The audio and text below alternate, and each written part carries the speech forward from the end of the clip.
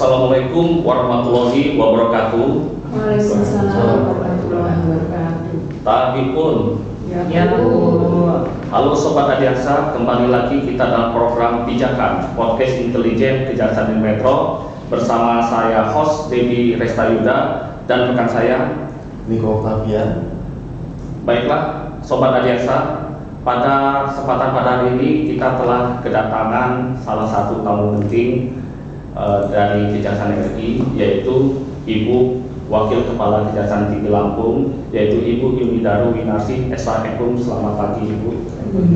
Apa kabar Ibu? Alhamdulillah baik. Terima kasih Ibu, dalam kesibukan Ibu masih dapat meluangkan waktunya untuk hadir di Kejaksaan Tinggi Metro ini. Alhamdulillah. Terima kasih Ibu. Baik Ibu, pada kesempatan hari ini Ibu, kita ingin mengupas seputar Kejaksaan Metro. Nah, untuk Kejaksaan sendiri Ibu, ada berapa bidang? Ini kayaknya kamu mau ngetes saya. Saya yakin kan apa susunan di Kejaksaan Agung, kecuali pengawasan dan Jampitmil, pasti susunan organisasinya sama. Di situ ada Jaksa Agung Muda Pidana Umum, ada Jaksa Agung Muda Intelijen, ada Jaksa Agung Muda Pidana Khusus, Datun, terus kemudian pembinaan, ada Jampitmil, terus kemudian juga ada pengawasan, juga ada Kepala Badan Diklat. Tapi susunan untuk di Kejari kan pengawasan tidak ada, dan kemudian pidana militer pun juga tidak di setiap Kejaksaan Tinggi. Jadi mungkin kalau untuk ini didengar secara umum, secara garis besarnya itu saja. Kemudian kedatangan saya ke sini, saya mendampingi Pak Inspektur Keuangan Jaksa Agung Muda Pengawasan Kejaksaan Agung RI yang untuk memeriksa bidang keuangan di beberapa kejaksaan negeri. Jadi pertama kemarin di Kejaksaan Tinggi, itu yang merapat di Kejaksaan Tinggi adalah Lampung Selatan. Kemudian kemarin di Pesawaran itu Lampung Timur, juga di Lampung Timur, kemudian di Bandar Lampung. Di Bandar Lampung itu Bandar Lampung, Lampung Timur.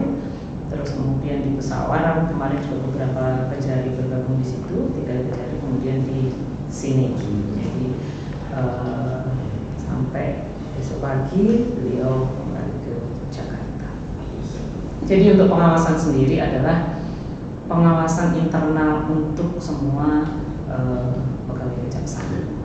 Jadi pengawasan artinya akan membuat bagaimana kita semua kinerjanya bisa lebih baik. Jadi membuat yang tidak tahu menjadi tahu untuk bidang apapun, terus kemudian membuat pencegahan supaya tidak terjadi sesuatu yang salah gitu. Terus kemudian kalau ada yang salah juga diingatkan, kalau melanggar peraturan yang berlaku pasti juga akan diproses sebagaimana peraturan yang berlaku. Jadi, pengawasan bukan sesuatu yang menakutkan menurut saya, karena pengawasan itu adalah teman. Pengawasan itu adalah tempat kita bisa bertanya dan berkonsultasi. Jadi kalau ada bidang pengawasan datang juga alangkah baiknya kita sampaikan apa adanya. Jadi kalau yang nggak benar bisa dibenarkan, yang belum benar dikasih tahu jalan yang benar. Kalau ada yang sakit diperiksa, dikasih obat, nanti setelah sembuh dikasih cara-cara maintenance kesehatan yang baik seperti apa. Mungkin garis besarnya seperti itu. Jadi intinya Bu, untuk kegiatan pada hari ini kata kuncinya yaitu untuk perbaikan dan pencegahan seperti itu. Iya. Jadi untuk internal kita sendiri pasti, dimanapun pasti kadang kita ada yang kita sebagai manusia pasti ada yang lalai, ada yang sengaja berbuat salah, ada yang lalai karena ketidaktahuan gitu. Jadi pengawasan salah satunya itu, pencegahan pasti, Kan misalnya sekarang bidang khusus bidang keuangan, yang tidak tahu nanti yang kurang benar pasti dibenarkan dan dikasih tahu nanti ke depan jangan seperti ini lagi, yang ke depannya yang benar adalah seperti ini. Jadi tidak diharapkan akan meminimalisir kesalahan dan penyalahgunaan. Sekali ngobrol kita hari itu. Izin Bu, mungkin bisa dijelaskan kita ngobrol, maksudnya mungkin suka duka Ibu selama menjabat sebagai wakil kepala Kejaksaan Tinggi Bu, sama Bu. Suka duka. Kayaknya adanya suka aja deh. Jadi kita bekerja pasti tetap menjalankan fungsi kita dengan baik, tapi kita juga selalu bercanda. Jadi kalau menurut saya pribadi, kalau kita selalu bahagia itu, kita juga akan menghasilkan sesuatu yang keren. Jadi kalau pikiran sendiri kita pusing, misalnya, aduh di rumah banyak utang, aduh saya di rumah dimarahin istri misalnya, pusing. Nah di kantor kita buat tetap berjalan, tugas kita berjalan dengan ini, tapi di situ juga diselipin dengan pergaulan yang nyaman. Kalau saya kira saya selama sejak September sampai dengan sekarang di Lampung tidak ada susahnya. Susahnya mungkin karena harus meninggalkan keluarga, tapi itu kita bikin untuk tidak susah. Kalau kita bisa senang, kenapa harus susah? Jadi kita berusaha selalu menciptakan hati kita pribadi dulu untuk selalu bahagia. Setelah kita pribadi bahagia, kita tularkan ke semua orang agar juga ikut bahagia. Jadi saling menyemangati, saling mengingatkan, bukan saling menghakimi, tapi kalau ada yang salah ataupun belum ada yang salah, kita saling mengingatkan. Oh iya, kita tuh sebaiknya seperti ini. Terus kemudian ada yang saling menyemangati. Jadi kalau ada yang lagi nggak mood, bagaimana kita caranya seperti itu. Karena kan kita kejaksaan itu dituntut untuk serba bisa. Kita ada datun, kita ada bidsus, kita ada bidung, kita ada intel yang selalu bersentuhan langsung dengan masyarakat. Masyarakat nggak mau tahu, Pak Debi, Mas Niko di bidang apa, nggak mau tahu. Taunya Mas Debi adalah jaksa, Mas Niko adalah jaksa. Tempat bertanya apapun harus bisa jawab. Misalnya utamanya berkaitan dengan masalah hukum, kan nggak mau tahu masyarakat jaksa bidang apa Mas, misalnya ditanyain tentang datun, itu bukan bidang saya. Kalau bisa jangan seperti itu. Kita bisa menguasai segalanya, kita itu bisa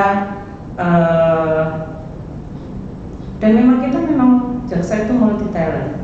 Kita bisa datun, kita bisa mendampingi pemerintah, terus kemudian pemerintah daerah ataupun dimanapun kita bertugas. Terus kemudian kita juga bisa memberikan legal opinion. Kalau diminta berarti kan kita keren. Kita juga mempersilahkan semua masyarakat yang mau bertanya apapun suruh datang kita, dan kita pasti bisa jawab. Kenapa? Karena jaksa itu keren, karena jaksa itu multi talent. Kalau bisa semua pertanyaan masyarakat yang datang ke kita, masyarakat saya yakin juga tahu kok datang ke kejaksaan itu mau nanya apa gitu. Itu layanilah dengan baik gitu. Kita harus melayani dengan baik karena memang tugas kita adalah melayani. Dan kalau kita melayani seseorang yang kita layani puas, pasti kita bahagia. Kalau di rumah tangga misalnya kita melayani anak, masak, anaknya makannya, makanan bunda enak, pasti kita senang. Contoh simpelnya seperti itu. Jadi memang jaksa itu keren, bisa jawab. Pokoknya jangan, Pak gimana caranya aku mau bayar utang. Nah itu jangan. Jadi kasih solusi. Kalau bisa masalah apapun, kita bisa ngasih solusi dengan baik.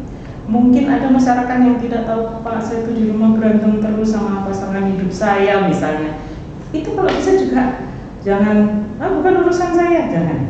Sepanjang kita bisa, kasih solusi gitu. Jadi memang nanti jadi di masyarakat juga, Pak jaksa itu keren loh, jaksa itu keren loh. Dan nyatanya memang keren loh kejaksaan itu. Enak Mas Niko, keren kan? Keren. Jadi jaksa itu multi talent, harus menguasai semuanya. Iya.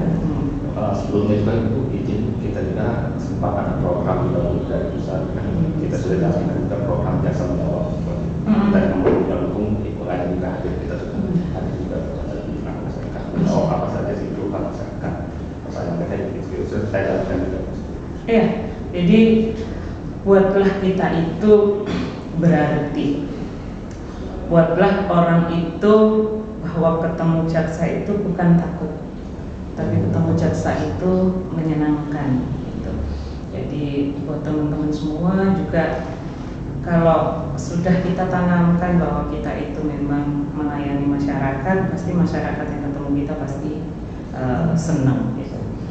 Saya yakin kalau semua teman-teman di daerah juga sudah melaksanakan itu, melayani masyarakat dengan baik.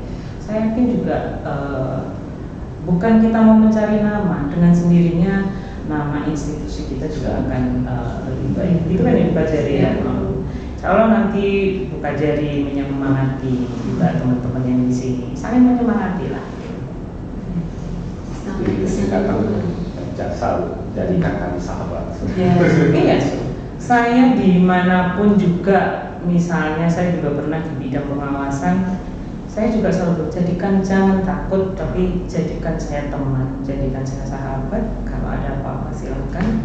Jadi karena kalau takut itu pasti juga tidak akan ada permasalahan apapun, tidak akan menyampaikan apa adanya, justru mungkin akan menyembunyikan gitu.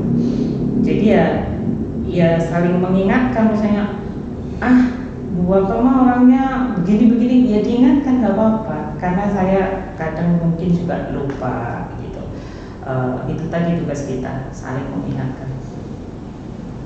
Satu lagi Ibu, sebelum kita menutup podcast kita pada hari ini, apakah ada pesan-pesan yang ingin Ibu sampaikan kepada kami, terutama insan Adiaksa Muda, untuk selaku kita di selaku generasi penerus jasa ini, mungkin ada yang ingin disampaikan? Namanya wanita. Untuk teman-teman yang saya jadi ngerasa tua loh. Untuk teman-teman semua yang pastinya junior dari saya, belum tentu juga saya lebih bisa. Makanya itu belajar bukan hanya kepada orang yang lebih tua. Saya bisa belajar pada anak SD, saya bisa belajar pada, mohon maaf, orang yang tadi di pinggiran jalan. Belajar itu kita dimanapun untuk belajar hidup. Kadang kita belajar dari anak kecil, ya nggak Bu ya. Jadi sifat anak kecil, atau kadang dari anak kita sendiri, kayaknya saya harus belajar sikap ini dari anak-anak, mungkin kayak gitu. Jadi untuk teman-teman sekalian, saya hanya saling mengingatkan saja. Saya belum tentu lebih baik. Saya pasti kita sama, cuma ayo kita semangat bekerja dengan itu kata-kata yang biasa banyak diucapkan orang, tapi kalau kita menjalaninya dengan hati itu keren. Kita kerja dengan semangat, ikhlas, kerja keras, kerja ikhlas. Kan kita sudah komitmen dari awal nih, mau masuk kejaksaan kan nggak gampang ya Bu ya, banyak yang nggak lulus. Nah, yang mau masuk itu banyak, yang mau pakai baju kita itu banyak. Marilah kita jaga baju kita dengan baik, jaga dalam segala versi, jaga dalam berpenampilan, selalu memakai baju seragam yang rapi, jadi dilihat orang nyaman. Kalau orang sudah melihat kita nyaman, melihat dulu aja. Memang kita nggak boleh menilai orang dari penampilan, tapi kan mau nggak mau, saya lihat Mas siapa? Mas Bagas. Saya lihat tampilannya dulu pasti, karena saya belum sempat ngobrol. Oh, Mas Bagas itu rapi. Oh, Mas Bagas itu keren misalnya gitu. Jadi pasti kita lihat tampilannya dulu. Jadi hargai baju kita dengan berpenampilan yang rapi. Hargai baju kita dengan menempatkan diri di tempat yang semestinya. Jangan pakai seragam yang dimana kita nggak layak untuk berada di situ gitu. Kalau jam kantor, ya jangan jalan-jalan ke mall pakai seragam. Itu salah satu menjaga baju. Menjaga baju yang lain adalah bagaimana kita menghargai baju kita. Semua masyarakat, dan memang itu tugas kita, kita mempunyai tugas yang mulia. Jadi hargai baju kita dengan perbuatan-perbuatan dan sikap kita sehari-hari dalam menjalankan tugas gitu.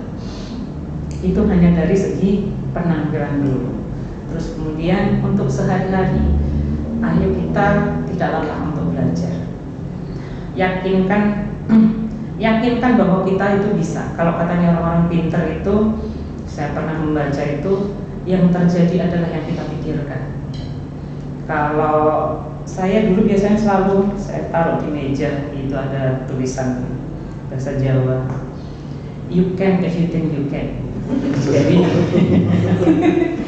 kalau kita berpikir bisa, kita bisa. Kita bisa kalau kita berpikir bisa. Tapi kalau aduh, dan itu semakin itu saya coba belajar baca beberapa buku itu, memang itu ada energi yang tanpa kita sadari dengan apa yang kita pikirkan gitu.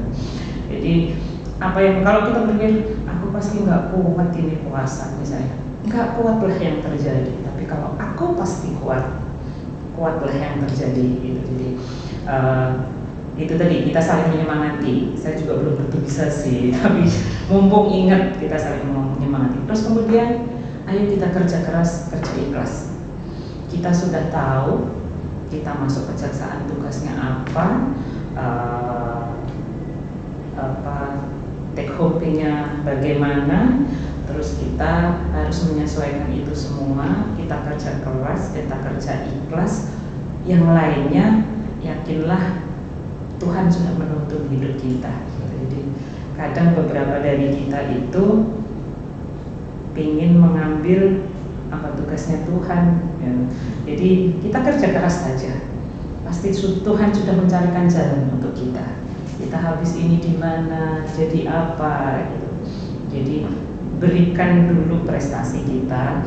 Kalau toh tidak, rezeki masing-masing orang kan tidak sama. Rezeki Mas Niko dengan Mas Devi, dengan Mas Bagas, dengan Bu Kajari pasti berbeda. Jadi kalau sama, semua pengen jadi Kajari. Kalau sama, semua pengen jadi Jal, semua pengen jadi Kajati. Maka itu rezeki pasti berbeda dan kita harus memahami itu. Gitu. Gimana nggak berbeda, Mas Niko mungkin besar di Jakarta, Mas Devi di Lampung. Udah kan berbeda itu. Pasti, tapi dari perbedaan itu kita coba memahami dengan baik. Gitu. Jadi yang penting adalah kita bekerja keras, bekerja ikhlas. Yang selanjutnya percaya bahwa Tuhan sudah membimbing kita. Nanti kita akan di mana kemana. Gitu. Kalau bilang dong, gimana? Kalau coba kita memahami itu pelan-pelan mungkin ya. Kalau belum bisa pelan-pelan. Kalau kita bisa memahami itu, yakin kok kita itu akan step-stepnya itu yakin aja. Makanya kalau tadi ditanyain, Bu, susahnya, suka dukanya apa? Kayaknya dukanya nggak ada deh gitu. Suka aja. Nah, sekarang atau kalau saya jujur memang suka aja. Selama ini bukan karena di depan kamera ya, tapi memang suka aja gitu. Karena coba kita berpikir, misalnya kebetulan saya sekarang wakil jaksa tinggi. Kalau saya mau bikin sedih, kan saya tetap harus jadi wakil jaksa tinggi di Lampung. Sama-sama harus menjalankan tugas sebagai wakil jaksa tinggi di Lampung. Kenapa harus sedih? Sedih ya harus menjalankan, seneng ya harus menjalankan. Ya udah dibikin seneng aja. Sedih Mas Niko harus di Metro. Suka pun juga tetap harus di Metro kan. Ya kenapa harus sedih? Dibikin suka aja. Kalau suka bahagia saling menularkan, bener keren jadinya, nggak terasa capek. Mau sedihnya itu udah lupa, mau sedih aja lupa. Iya, nikmati. Dan ayo kita bersama-sama. Saya juga masih belajar. Sekali lagi, apa yang saya sampaikan tadi juga untuk diri saya sendiri. Ayo belajar satu kata yang kayaknya sampai tua kita harus tetap belajar. Bersyukur itu kayaknya saya hari ini bisa bersyukur, belum tentu minggu depan saya bisa bersyukur. Nah, tugasnya gunanya saya kenal Bu Kajari, Mas Dedi, Mas Niko, Mas Bagas, Mas siapa lagi? Nurman. Mas Nurman gitu. Saling mengingatkan gitu. Satu kata bersyukur sudah ditempatkan di Metro. Yang lain ada yang lebih jauh lagi, bersyukur tidak punya utang, Mas Niko ya, jadi nggak punya utang. Amin. Kan doa itu. Nah itu tadi, kalau punya utang jangan ngeluhnya ke. Tapi nggak apa-apa. Kalau ada masyarakat, Pak saya utangnya banyak gimana ya Pak? Ayo kerja keras dong. Apapun keluhan masyarakat kalau bisa kita jawab. Jaksa apa tadi? Jaksa menjawab apapun. Kenapa? Karena jaksa itu keren. Banyak sekali Bu obrolan kita pada hari ini. Banyak sekali Bu pembelajaran yang kami dapatkan dari Ibu. Terima kasih Ibu. Khususnya bagi insan Adiaksa di seluruh Indonesia, pesan yang dapat kita simpulkan bahwasanya kita harus jaga diri, jaga institusi, kerja keras dan kerja ikhlas, itu tadi. Terima kasih Ibu atas kesempatan Ibu hadir pada kesempatan pada hari ini Ibu. Sama-sama, terima kasih Bu Kajari, Pak Kasintel, Mas Niko, Mas Nurman, Mas Bagas dan seluruh semua yang ada di Kejari Metro dan kejaksaan pada umumnya. Semoga kita senantiasa diberi kesehatan, semoga kita senantiasa diberikan kebahagiaan, semoga kita selalu dimudahkan semua urusan kita, bahagia di kantor maupun bahagia di rumah. Amin, amin. Assalamualaikum warahmatullahi wabarakatuh. Baiklah Sobat Adiaksa, demikianlah program pijakan podcast intelijen Kejaksaan Negeri Metro. Apabila terdapat salah kata, kami mohon maaf. Kami akhiri. Wabillahi taufiq wal hidayah. Wassalamualaikum warahmatullahi wabarakatuh. Waalaikumsalam.